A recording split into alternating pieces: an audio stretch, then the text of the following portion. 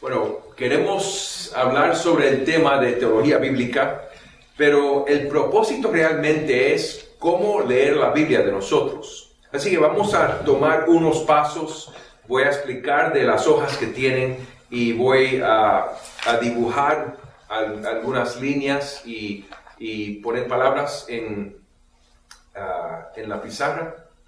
Entonces,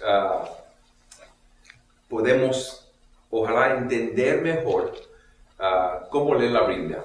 Así que vamos a comenzar sencillamente con la Biblia.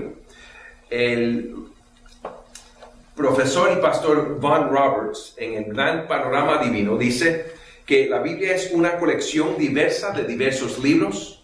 Contiene 66 libros escritos por más de 40 autores por un periodo de casi 2000 años.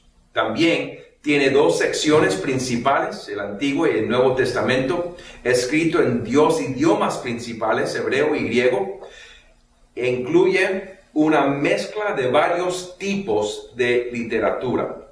Así que es posible que podemos entender que la Biblia es diferentes libros, diferentes tipos de literatura, así que hay diferentes historias. Eso es verdad de un perspectivo. Por ejemplo, el Antiguo Testamento contiene 39 libros. El Antiguo Testamento, el canon hebreo, el Tanakh, el orden de los libros está basado en el Talmud babilónico, Baba Batra. Tenemos la ley o Torah, los profetas o Nevi'im, o los escritos o Ketuvim. Ahí en la hoja tienen los diferentes libros bajo esos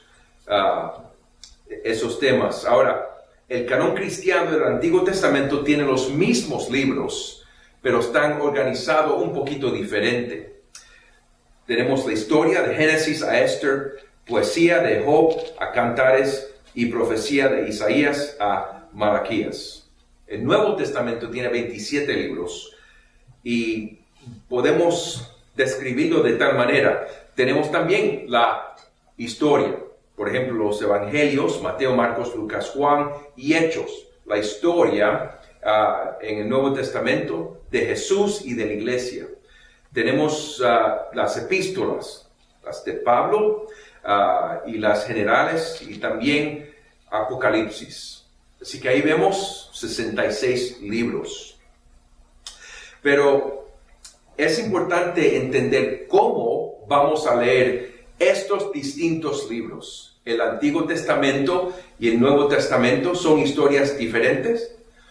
Hay algunas personas que dicen que el Dios del Antiguo Testamento es un Dios enojado, con mucha ira, pero el Dios del Nuevo Testamento es un Dios de amor. Bueno, ¿qué dice la Biblia? Cuando nosotros abrimos las Biblias, tenemos presuposiciones. Cada ser humano tiene presuposiciones. Y nosotros, como cristianos, como evangélicos, también venimos a leer la Biblia con presuposiciones. Presuposiciones respecto a cómo los evangélicos deben leer la Biblia.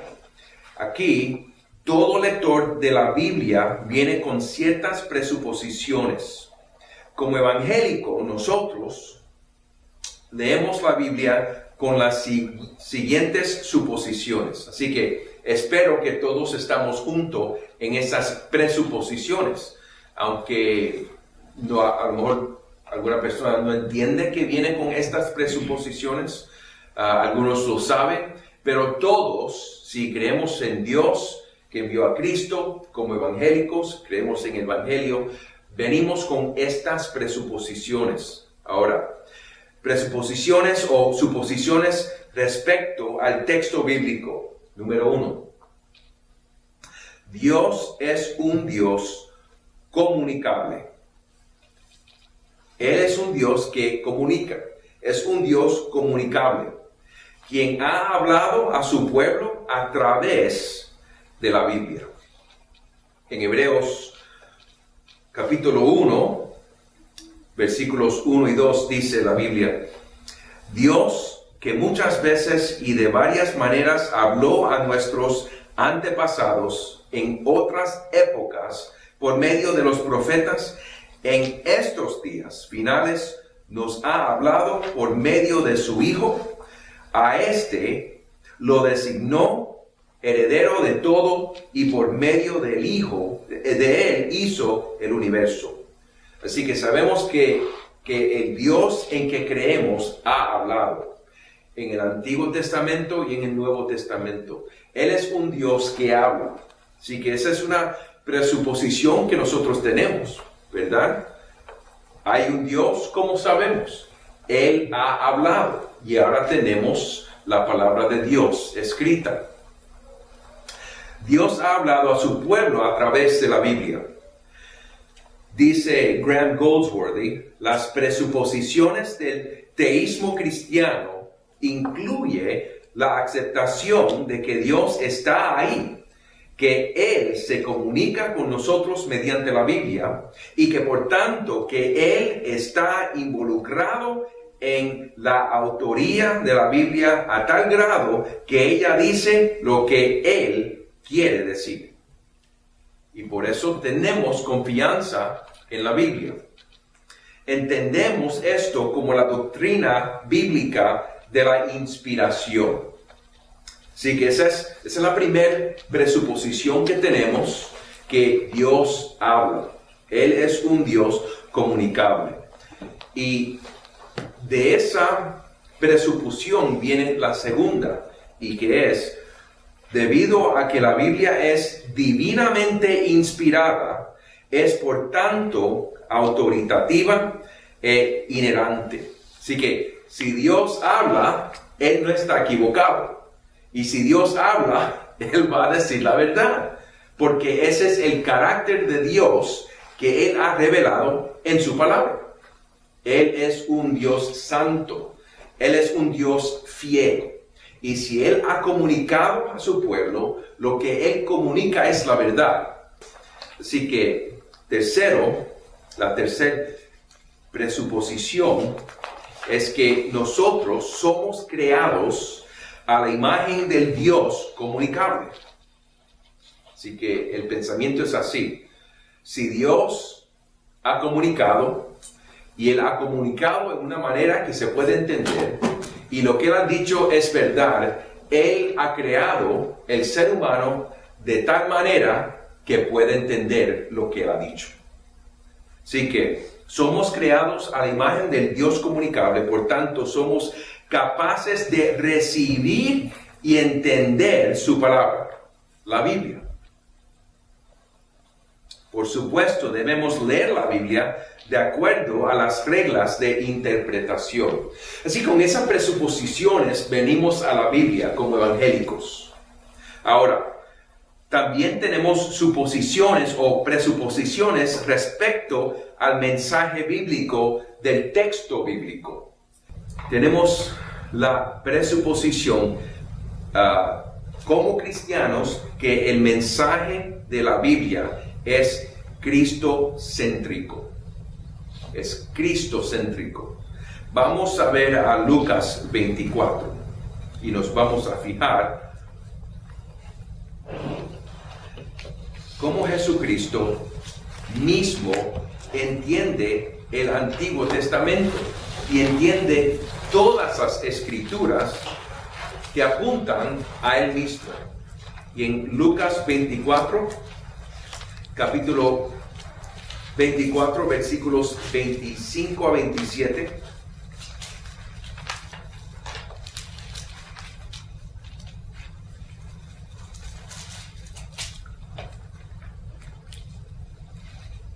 Aquí Jesús explicando a los hermanos que estaban desanimados porque Jesús había muerto. Jesús aparece a estos hermanos y está hablando con ellos. En el versículo 21 ellos dijeron: pero nosotros esperábamos que Él era el que había de redimir a Israel. Y ahora, además de todo esto, hoy es ya al tercer día que esto ha acontecido. aunque también nos han asombrado unas mujeres de entre nosotros, las que antes del día fueron al sepulcro, y como no hallaron su cuerpo, vinieron diciendo que también habían visto visión de ángeles, quienes dijeron que él vive. Y fueron algunos de los nuestros al sepulcro, y hallaron así como las mujeres habían dicho, pero a él no le vieron. Aquí dice Jesús: entonces él les dijo: oh insensatos y tardos de corazón para creer todo lo que los profetas han dicho. Se recuerdan que el canon hebreo, que está dividido como ley, profetas y los escritos. Esas son las divisiones que usa Jesús y que está usando aquí. Pero aquí esto quiere decir realmente las escrituras enteras del Antiguo Testamento, porque fíjense cómo él lo explica. Dice en el versículo 26, no era necesario que el Cristo padeciera estas cosas y que entrara en su gloria. Entonces dice en versículo 27, y comenzando desde Moisés. Recuérdense que Moisés es la ley. La ley son los 5 libros de Moisés, la Torá. Y Jesús está hablando de los profetas. Así que podemos entender que lo que Jesús está diciendo es que el Antiguo Testamento apuntaba a mí. Y dice en el versículo 27, comenzando desde Moisés y siguiendo por todos los profetas, les declaraba en todas las escrituras de ellos eran el Antiguo Testamento. Así que en todas las escrituras lo que de él decía. Es que Jesús mismo dice que el Antiguo Testamento era cristocéntrico. El Antiguo Testamento apuntaba, comenzando con Moisés. Moisés escribió el primer libro del Antiguo Testamento, Génesis. Comenzando con Moisés y los profetas y todas las escrituras, Jesús le explicó cómo ellos apuntaban a él. Y él ha llegado. Así que esta es una de las presuposiciones que tenemos, que el mensaje de la Biblia es cristocéntrico. El enfoque de las escrituras cristianas es Jesucristo. Él es el foco, Él es la meta, Él es el centro de las escrituras de Génesis y Apocalipsis. Por tanto, el evangelio debe ser central para un evangélico a leer la escritura. Así que si estamos hablando cómo entender la Biblia y cómo leer la Biblia, tenemos que leer la Biblia con lentes cristocéntricos. Aquí Jesús nos enseña que ahora que Él ha venido y ha muerto y ha resucitado, y ahora que Él está en los cielos con el Padre, ahora nosotros podemos entender la Biblia entera con los lentes cristocéntricos. Y ahí, de esa manera es que Jesús le está enseñando a ellos cómo entender a Moisés y los profetas y todas las escrituras. Dice Graham Goldsworthy en el libro que muchos de ustedes han leído, Cómo predicar de Cristo usando toda la Biblia.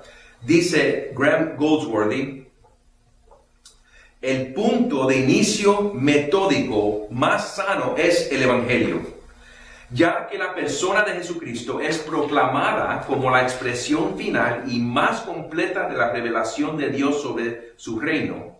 Jesús es el enfoque y el cumplimiento de todo el Antiguo Testamento, y como la encarnación de la verdad de Dios, Él es la llave de interpretación de la Biblia. Así que la llave de interpretación, de entender la Biblia entera, es Jesucristo. Y por eso es que decimos que tenemos que leer la Biblia, el mensaje de la Biblia, de manera cristocéntrica. Jesús se vio a sí mismo como la expresión final y más completa de la revelación de Dios, como leímos en Hebreos capítulo 1. Este es el principio material del evangelicalismo. El evangelio, el cual habla de Cristo. Y dice Goldsworthy de nuevo, y otra razón para comenzar con Jesucristo es que es ahí donde nuestro viaje de fe comienza. Cómo nosotros entramos al reino de Dios a través de Jesucristo. Arrepentimiento y fe. Así que esto significa que Cristo es la llave hermenéutica para entender la Biblia. Él es la llave hermenéutica para entender la Biblia. Así que, presuposiciones respecto al mensaje bíblico del texto bíblico. La primera presuposición es que el mensaje de la Biblia es cristocéntrico. La segunda presuposición, que es el mensaje de la Biblia, es una historia unificada. Eso es importante porque hay algunos teólogos y algunos estudiantes y algunos lectores que empatizan los 66 libros, el mensaje del Antiguo Testamento contra el mensaje del Nuevo Testamento, o el mensaje de Génesis contra el mensaje de Levítico. Pero como Cristo es la llave hermenéutica de entender y leer la Biblia, ahora podemos saber cómo Él mismo en Lucas 24, Él mismo desde las Escrituras enteras explicó quién es Él y el propósito de su vida y su muerte y su resurrección y su reino. También nosotros podemos entender que la Biblia entera es una historia. Son 66 libros, pero es una historia de Jesucristo, desde Génesis hasta Apocalipsis. Dice Goldsworthy de nuevo, una implicación de la centralidad de Cristo en toda la Escritura es que la unidad de la Escritura es principalmente un artículo de la fe. Si nuestra hermenéutica es dirigida por el Evangelio, como sugiere Goldsworthy, entonces el Evangelio demanda que veamos que toda la Biblia es sobre Cristo por la sencilla razón de que Él lo dijo. No necesariamente porque sea obvio para nosotros. Así que hay una meta a la que la revelación de Dios apunta. Y esa meta provee un principio unificante para toda ella. Y esa meta es Jesucristo. Ahora, vamos a ver cómo la Biblia apunta a Cristo desde el principio, ¿ok? Así que vamos a ver de Génesis 1 y 2. Así que aquí en Génesis 1 y 2 vamos a leer Génesis 1 comenzando en versículo 26 hasta el 28. Y vamos a referir a esta línea histórica después, pero vamos a apuntar estos pasajes en las Escrituras. Así que Génesis 1, versículo 26 a 28, dice la palabra de Dios. Entonces dijo Dios, hagamos al hombre a nuestra imagen, conforme a nuestra semejanza.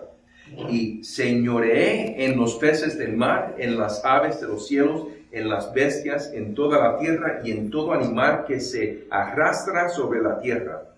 Y creó Dios al hombre a su imagen, a imagen de Dios lo creó, varón y hembra los creó, y los bendijo Dios y les dijo, fructificad y multiplicaos, llenad la tierra y sojuzgadla y señoread en los peces del mar, en las aves de los cielos y en todas las bestias que se mueven sobre la tierra. Ahora, vamos a tomar este pasaje, vamos a explicar unas cosas del patrón del pueblo de Dios. Porque aquí desde el principio podemos ver el patrón del pueblo de Dios. Aquí cuando dice, entonces dijo Dios, hagamos al hombre a nuestra imagen conforme a nuestra semejanza. Aquí podemos decir que como es el padre es el hijo. Y como es el padre es la hija. Y aquí parte de lo que quiere decir la imagen y semejanza es que Dios como padre ha creado a hijos y hijas, a su imagen y a su semejanza. Así que aquí tenemos el patrón del pueblo de Dios, tenemos hijos y hijas.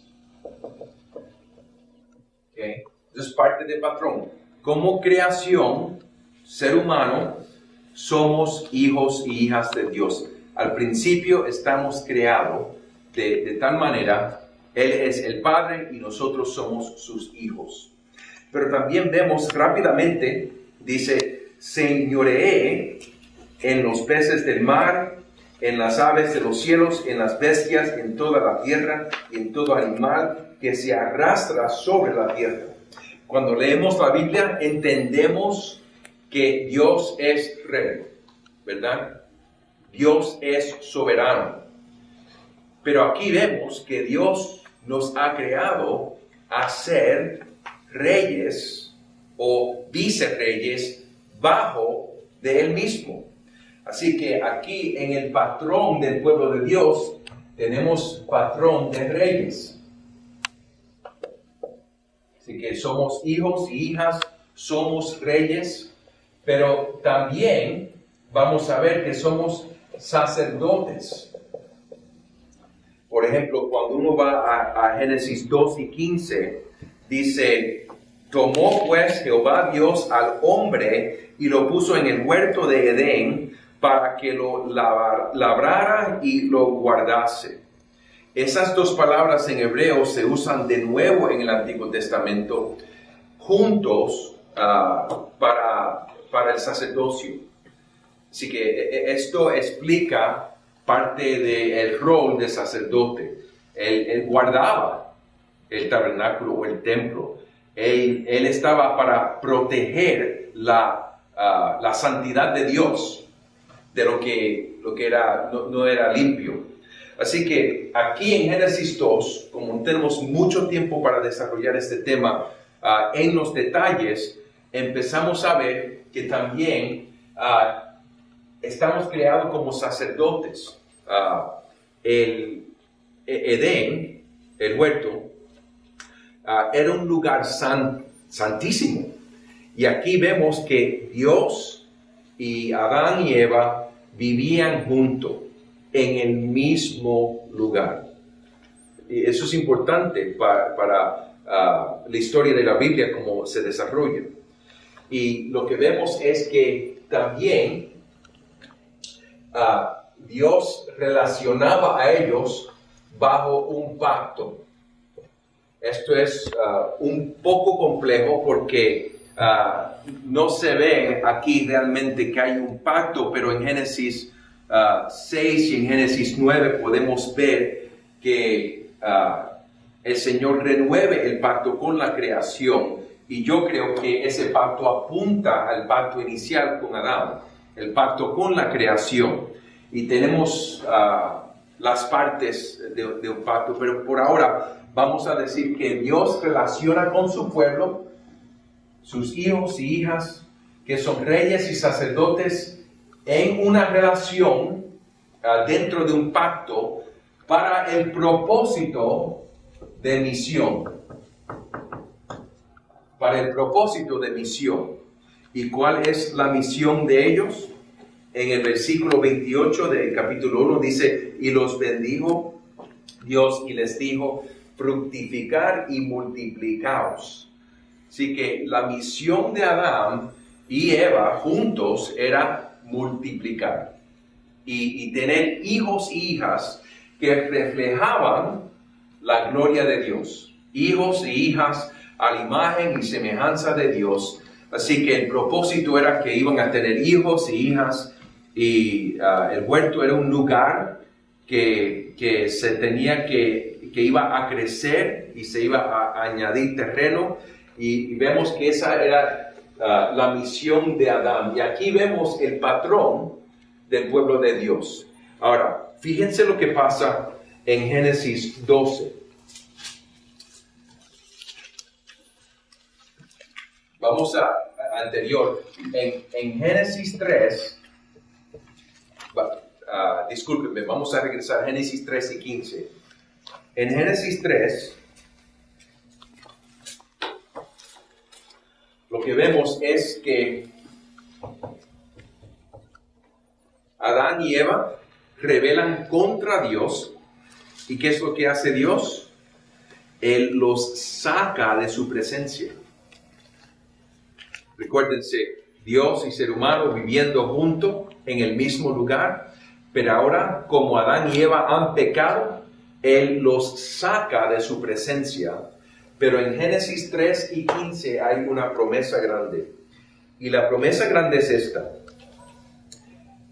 y pondré enemistad entre ti y la mujer. Está hablando a la serpiente ahora. Y entre tu simiente y la simiente suya. Esta te herirá en la cabeza y tú le herirás en el calcañar. Aquí tenemos la promesa, como dicen, la primera oferta del Evangelio, que va a venir un hijo de la mujer y él va a vencer sobre la serpiente y sus hijos. Así que, creados como hijos y hijas de Dios, ahora por el pecado vamos a tener hijos de Dios contra hijos de la serpiente. Y ahora tenemos dos líneas.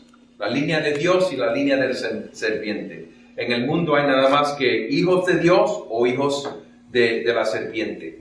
Y aquí va a haber la batalla, pero la promesa es que va a venir un hijo de la mujer y él va a vencer sobre la serpiente y él va a traer, él va a vencer sobre maldad. Así que el resto de Génesis está buscando quién va a ser este hijo. Y en Génesis 12, aquí tenemos la promesa a través de Abraham, ¿verdad? Entonces vemos cómo sigue la historia. Abraham, Dios le prometió un hijo y también él tiene un hijo, Ismael. ¿Pero ese es el hijo de la promesa? No. ¿Cuál es el hijo de la promesa? Isaac. Okay. Así que por Isaac y seguimos desarrollando y lo que empezamos a ver es que últimamente viene de Abraham por Isaac, ¿verdad? Y Israel. Y ahora vamos a Éxodo 19, 4 a 6. Vamos a Éxodo 19, 4 a 6.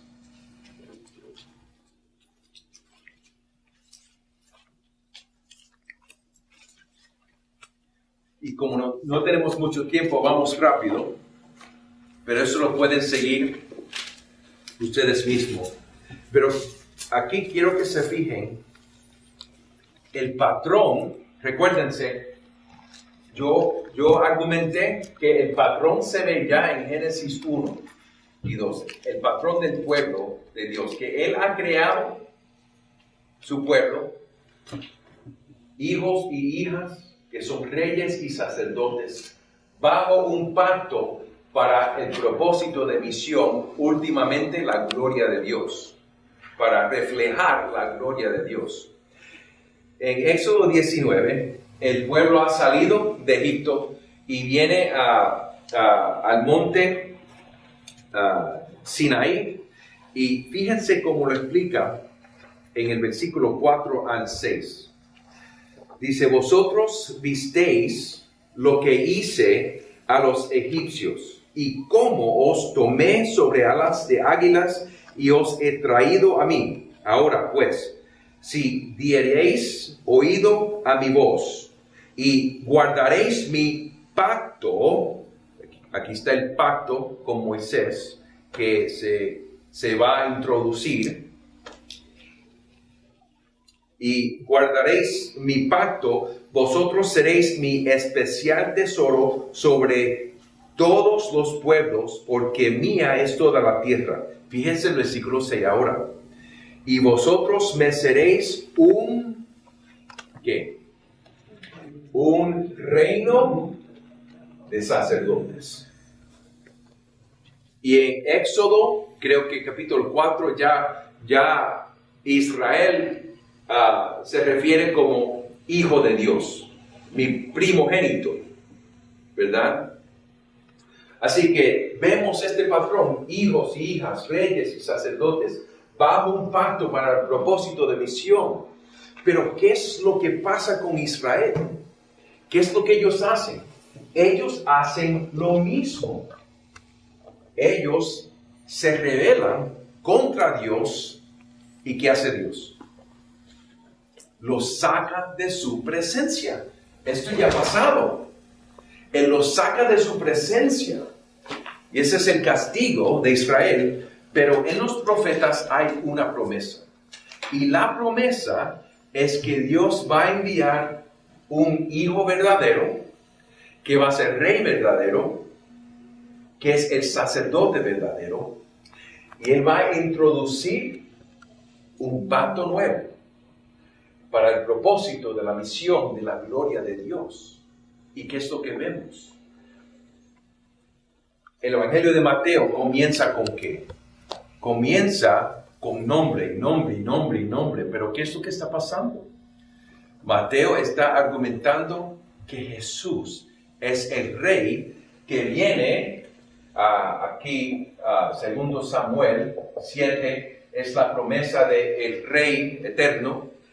Pero que Jesús, aquí vemos en Mateo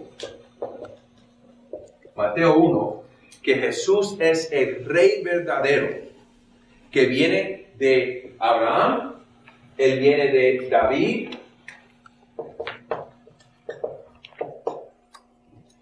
y Él es la verdadera imagen de Dios. Y eso es lo que vemos en el Nuevo Testamento. Este mismo tema se sigue desarrollando, que podemos ver, por ejemplo, en Colosenses capítulo 1. En el versículo 15 nos dice, Él, hablando de Jesucristo, Él es la imagen del Dios invisible, el primogénito de toda creación. Eso quiere decir primogénito, que Él es el principal. Él es el que tiene más autoridad. Ahora, regresamos a Hebreos 1.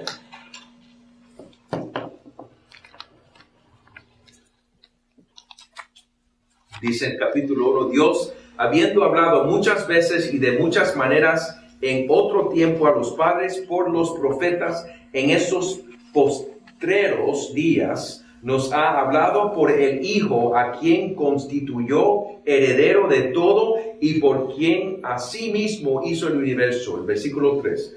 El cual, siendo el resplandor de su gloria y la imagen misma de su sustancia, y quien sustenta todas las cosas pecados por medio de sí mismo, se sentó a la diestra de la majestad en las alturas.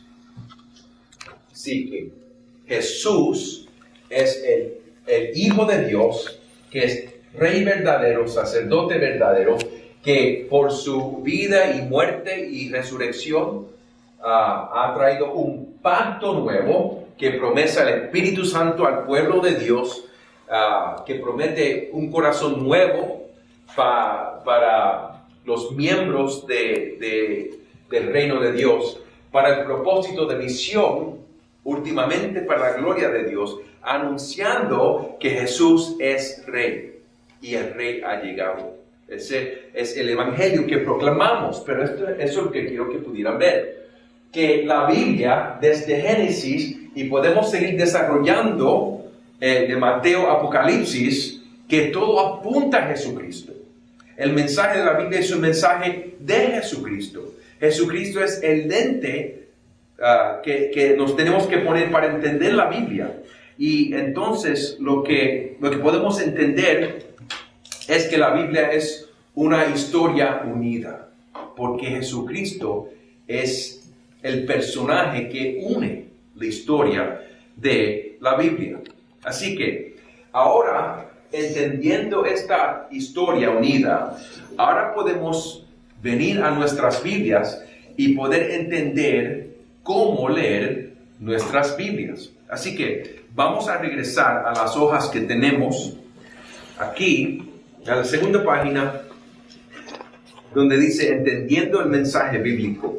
Ahora, entendiendo esta historia unida, esta historia unida que apunta a Jesucristo. Ahora, ¿cómo debemos leer la Biblia?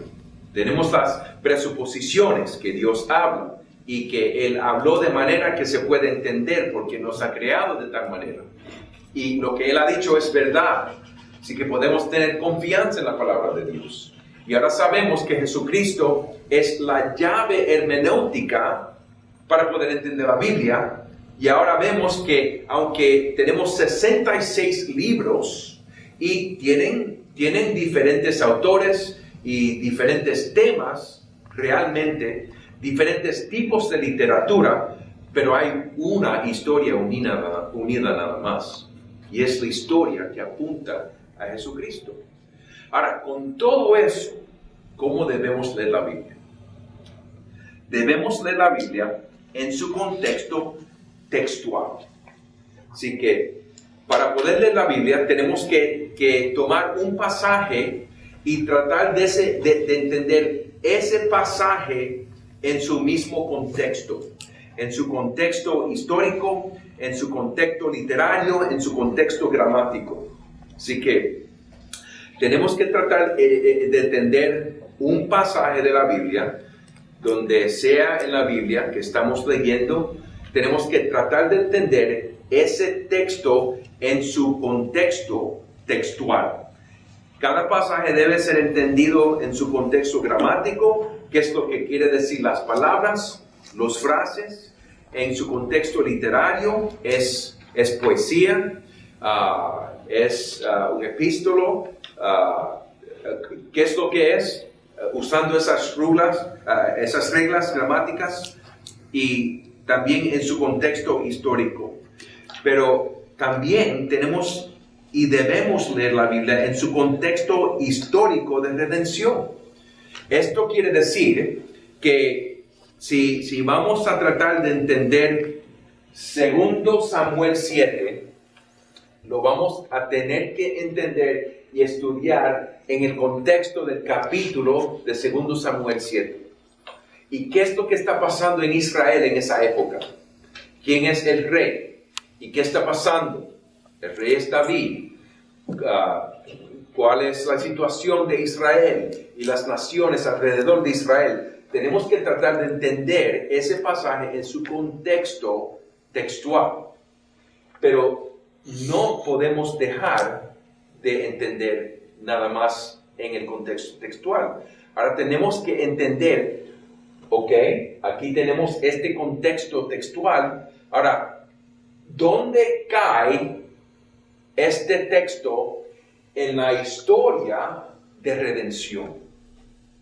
Y aquí lo que vemos es que en Génesis tenemos el patrón, que Él ha creado sus hijos y hijas a ser reyes y sacerdotes. Vemos de la caída, vemos la promesa a Abraham, y aquí vemos Israel en la época más buena para Israel, siguiendo arriba hasta Salomón, pero lo que vemos es que aquí también tenemos una promesa que apunta a un rey eterno. Así que podemos ver que aquí en 2 Samuel 7, en el contexto textual, que está hablando de un rey que viene de la línea de David, que se cumple en Salomón, pero últimamente se tiene que cumplir, vemos en la historia de redención, que se va a cumplir en un rey eterno, que va a estar en el trono de Dios eternamente, en el trono de David eternamente. Así que sabemos que eso va a apuntar, como nosotros ya somos cristianos y ya tenemos el Nuevo Testamento, sabemos por Mateo 1:1 que eso está apuntando a Jesucristo, que es hijo de David, hijo de Abraham. Y tenemos que entender la Biblia en su contexto histórico de redención. El mensaje bíblico concerniente a Cristo es revelado progresivamente a través de la historia de la salvación. Así que ahora como cristianos evangélicos que tenemos el Nuevo Testamento, sabemos que esta promesa se cumple ¿en quién? En Jesús. Jesús es el hijo de la mujer, ¿verdad? Que va a vencer a la serpiente. Pero vemos que en Génesis 4 no nos dice el hijo es Jesucristo. La historia se está desarrollando progresivamente hasta que venga a Jesucristo. Así que tenemos que entender cómo se desarrolla el mensaje de la Biblia. Dios no se ha revelado a sí mismo todo en un mismo tiempo. La revelación propia de Dios se despliega a lo largo de la historia. Por consecuencia, en nuestra construcción teológica debemos tener en cuenta la naturaleza progresiva de la revelación propia de Dios. Eso lo dice el profesor Carson. Carson define la revelación progresiva de esta manera. Por revelación progresiva me refiero al hecho que Dios progresivamente se reveló a sí mismo en la historia y en la escritura, teniendo como cúspide la muerte, resurrección y exaltación de Cristo, y en el cierre del canon de las escrituras. El resultado es que los caminos y propósitos de Dios fueron progresivamente cumplidos, no solo en los eventos de redención, sino también en la explicación de la escritura. La revelación temprana nos prepara para la revelación posterior, y la posterior explica de alguna forma la anterior. Ahora, esto implica para nosotros que hay temas, personajes, instituciones anteriormente que se explican posteriormente. Por ejemplo, hay algunos temas, personajes, instituciones. Por ejemplo, el tabernáculo.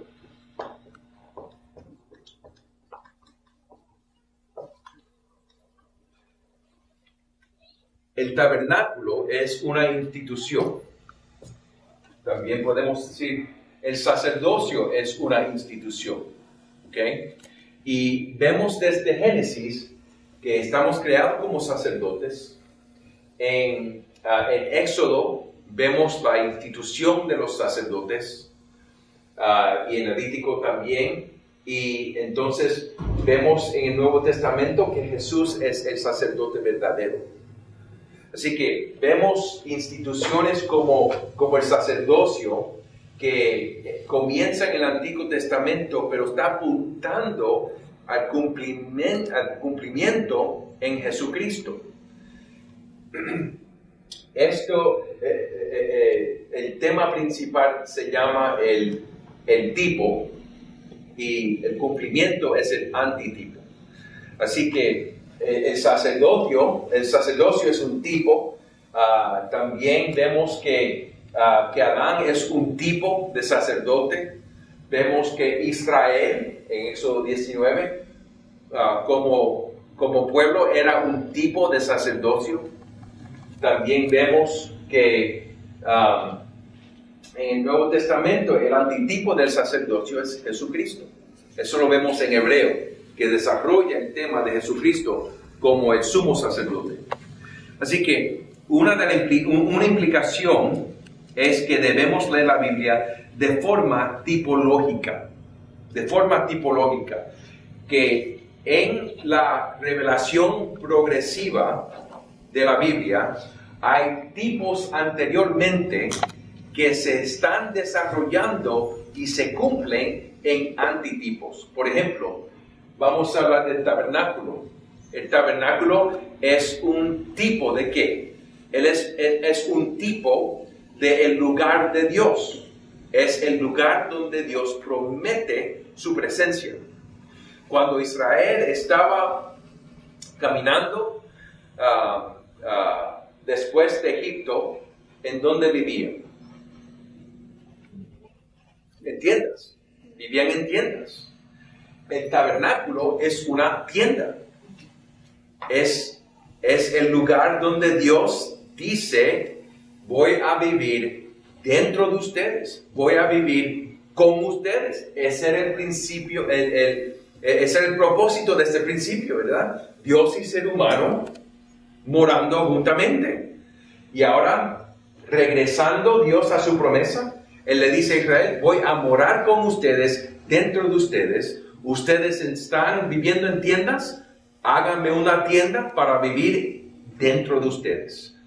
Tiene una mesa de comedor, tiene luz, tiene todo lo que tiene una tienda, una casa de vivir. Y tiene el lugar santísimo donde Él promete su presencia, su gloria en el lugar santísimo.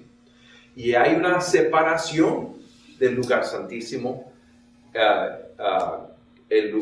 ¿verdad? El lugar santísimo, el lugar santo y el pueblo, por el pecado de Adán.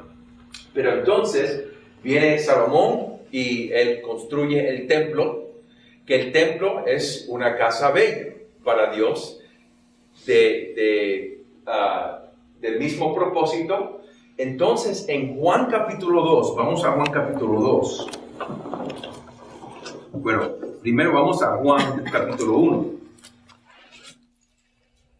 Dice el versículo 14, y aquel verbo fue hecho carne y habitó entre nosotros. Esa es la palabra donde sacamos el tabernáculo.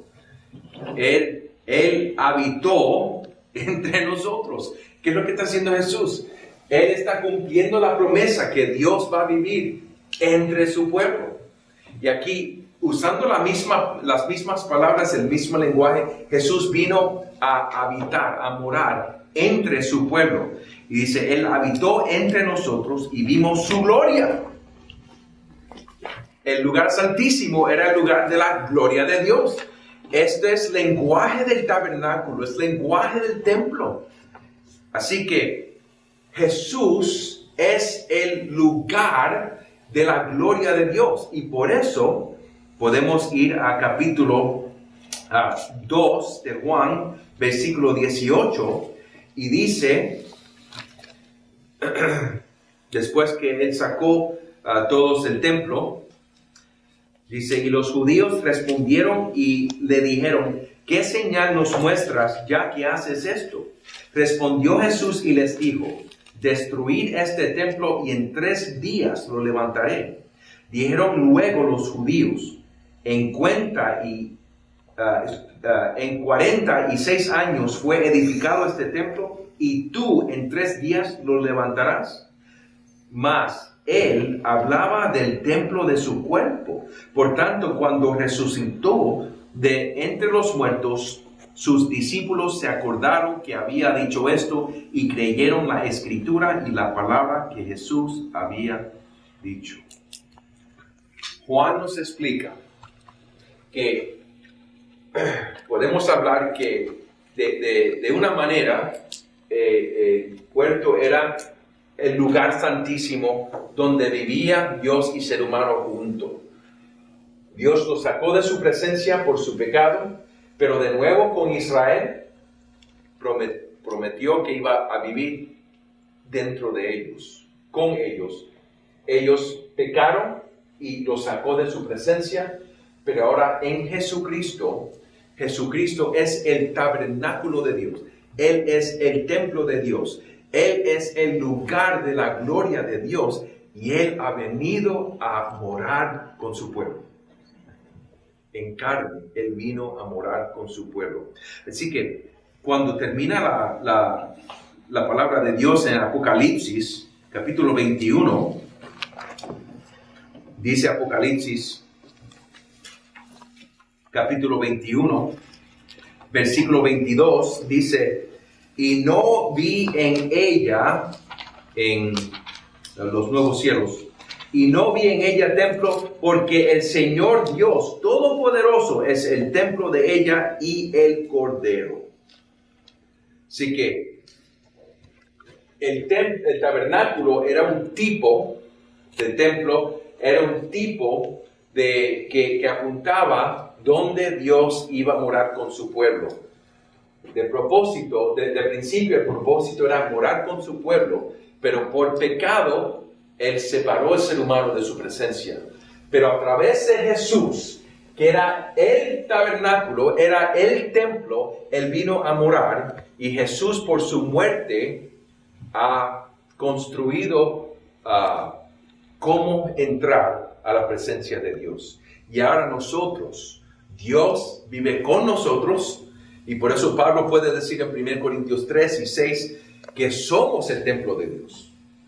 Pedro puede decir en 1 de Pedro capítulo 2 que somos el templo de Dios. Jesús es el templo de Dios y ahora Dios vive con nosotros, dentro de nosotros.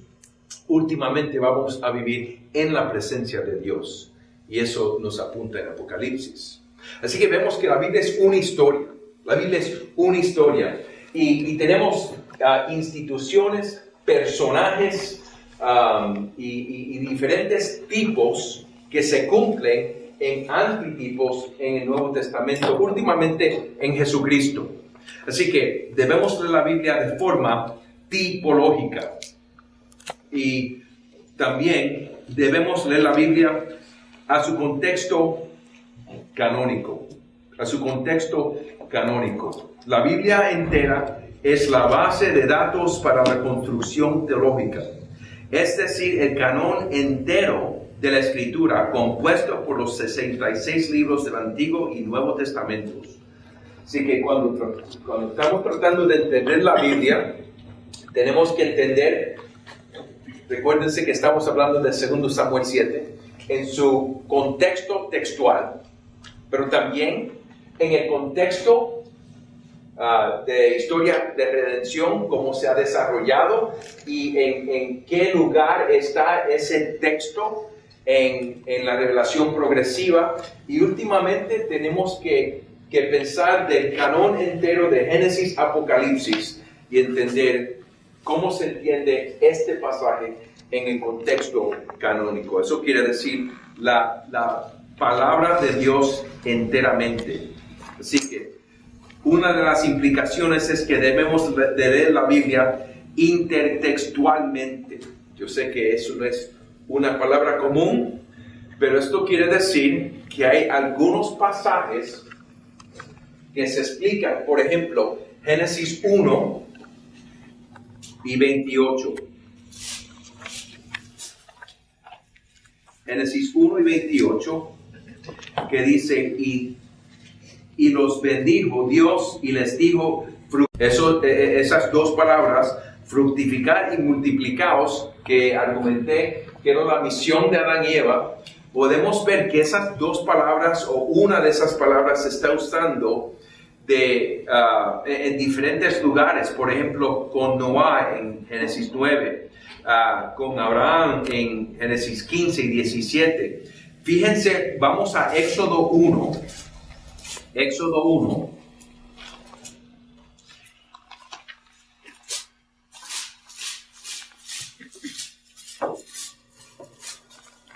Y aquí vemos que la promesa de Dios a multiplicar a su pueblo. No se falla cuando peca Adán y Eva. Pero Dios es fiel y Él va a multiplicar a su pueblo. Así que en Éxodo capítulo 1, versículo 7, dice la palabra: y los hijos de Israel fructificaron y se multiplicaron, y fueron aumentados y fortalecidos en extremo, y se llenó de ellos la tierra. Eso es lo único que quiere decir intertextualmente, que hay unos pasajes de la Biblia que se pueden escuchar, como Génesis 1 y 28, y se pueden oír ecos, o se pueden oír también, pueden estar citados en el Nuevo Testamento, ¿verdad? Porque el Nuevo Testamento cita muchas veces el Antiguo Testamento. Y podemos ir directamente del Nuevo Testamento al Antiguo Testamento con las citas. Pero esas son diferentes maneras de leer la Biblia intertextualmente. Que vamos a tener unos pasajes en el Nuevo Testamento que citan, o que se puede oír un eco de una cita anteriormente. Así que la Biblia es un mensaje que apunta a Cristo, y la intertextualidad busca textos que son citas o ecos de un texto anterior, y busca entender cómo el texto posterior depende del texto anterior, y hasta qué grado el posterior ilumina, expande o transforma al anterior. Así que hemos llegado al fin del curso, así que déjame ver si podemos resumir todo lo que hemos hablado en un pasaje. Voy a citar uno de mis profesores, Stephen Wellum, que dice de esta manera, lo resume el tema para nosotros.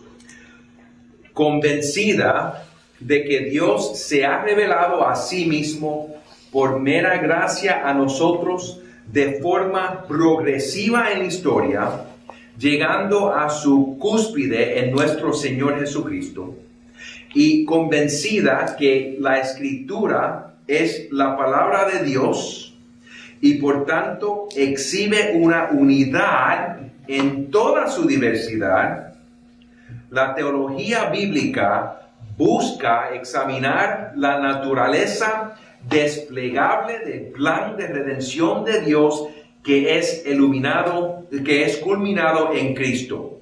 Como tal, la teología bíblica provee una base para entender cómo los textos de cualquier porción de la Escritura se relacionan al resto de la enseñanza bíblica, con el fin de aprender mejor cómo leer y aplicar la Biblia correctamente para proclamar todo el consejo de Dios y pensar los pensamientos de Dios. La teología bíblica es importante, puesto que, como lo indica Robert Yarbrough, sin un sentido ordenado de toda la Biblia, el análisis de las partes genera detalles desconectados. La teología bíblica suministra la síntesis dentro de las cuales las partes tienen sentido. Así que la teología bíblica nos ayuda a entender las partes dentro de la unidad de la historia de redención de Jesucristo. Gracias.